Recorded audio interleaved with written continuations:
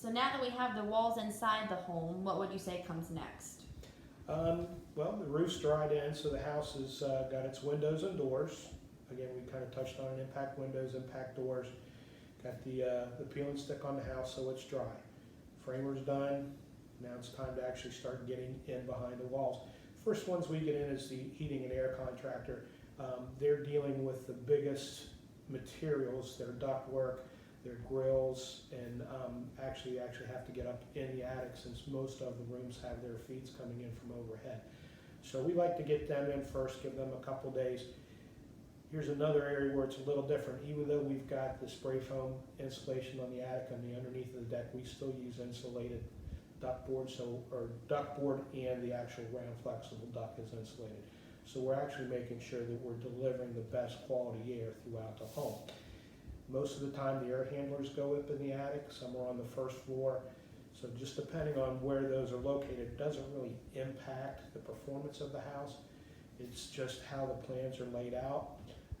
But again, they're the first ones in. They have the biggest bulk of work for the size of the materials that they're using. The next one in would be the plumber. The plumbers come in. Again, they're working with a little bit smaller materials than the heating and air contractor.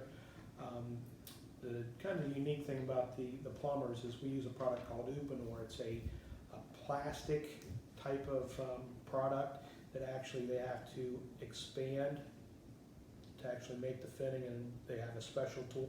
And as soon as they get done and the fitting goes in, it just closes and seals right back up. Again, coming from up north, copper was always the preferred method. You've got the lead and the solder could cause health issues, and it has a tendency to pick up some of the materials in the water, the minerals, and clings to the inside of the copper pipe. If you ever seen one that's 5 or 10 years old, the inside of the pipe is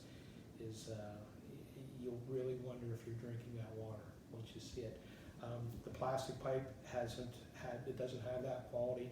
It's a lot more flexible, so you can run it through the walls and get it right to where we need it.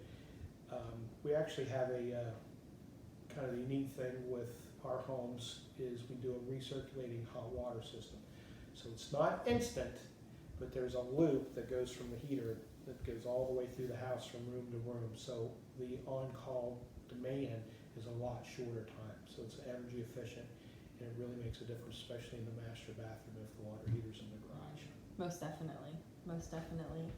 And as far as the HVAC system, is there anything special about our duct design and the homes itself in terms of the overall design of it? The HVAC has a specific design. They are engineered, believe it or not. That the heating and air contractor gets a floor plan of the house. They look at the window heat loss, the doors, the insulation value, both of the walls and the attic, and they will design a house that's either a single unit or a two unit, depending again on the size of the house. And we typically try to keep one unit just for the master and another one for the main part of the house. We can get very specific to actually what we call zones. So we can have one air handler and one system that might work bedroom 2 and bedroom 3 in the great room, and each one of those locations will have its own thermostat. So it communicates back to the air handler, and we can actually control what room at what temperature based on that thermostat in that room. Wow, it's amazing how far technology has come, isn't it? It is, yes it is.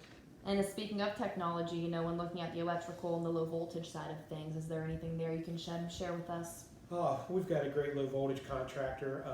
He prefers the control for low voltage, but I mean, any more the technology is, you can control the light, you can control your refrigerator, you can control the dishwasher from anywhere in the world. As smart as you want it, As right? smart as you want it to be, and we've got a great guy that does that, and we try to let our homeowners pick and choose what technologies. Top of the line TVs, speakers, again, the smart house, you can control your water heater, turn on a bathtub. In this world, almost the sky's the limit on how you want your house to operate and perform, and we're right there with the best of them. Fantastic. Thank you for that.